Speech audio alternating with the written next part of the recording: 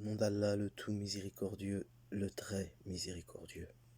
Non, je jure par le jour de la résurrection, mais non, je jure par l'âme qui ne cesse de se blâmer. L'homme pense-t-il que nous ne réunirons jamais ses os? Mais si, nous sommes capables de remettre à leur place les extrémités de ses doigts. L'homme voudrait plutôt continuer à vivre en libertin. Il interroge. À quand le jour de la résurrection?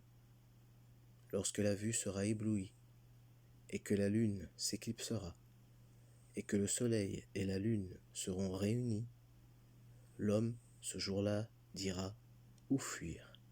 Non, point de refuge. Vers ton Seigneur sera ce jour-là le retour. L'homme sera informé ce jour-là de ce qu'il aura avancé et de ce qu'il aura remis à plus tard. Mais l'homme sera un témoin perspicace contre lui-même, quand même il présenterait ses excuses. Ne remue pas ta langue pour rater sa récitation.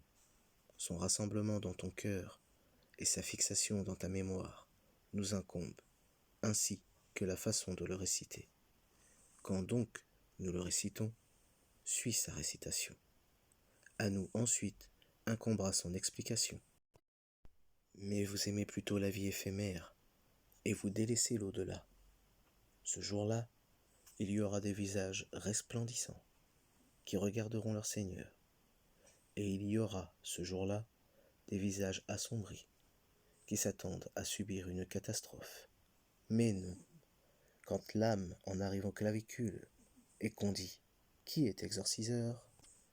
et que l'agonisant est convaincu que c'est la séparation, la mort, et que la jambe s'enlace à la jambe, c'est vers ton Seigneur ce jour-là que tu seras conduit. Mais il n'a ni cru, ni fait la salate. Par contre, il a démenti et tourné le dos. Puis il s'en est allé vers sa famille, marchant avec orgueil. Malheur à toi, malheur. Et encore malheur à toi, malheur. L'homme pense-t-il qu'on le laissera sans obligation à observer? N'était-il pas une goutte de sperme éjaculée, et ensuite une adhérence, puis Allah l'a créé et formé harmonieusement? Puis en a fait les deux éléments de couple, le mâle et la femelle. Celui-là n'est-il pas capable de faire revivre les morts?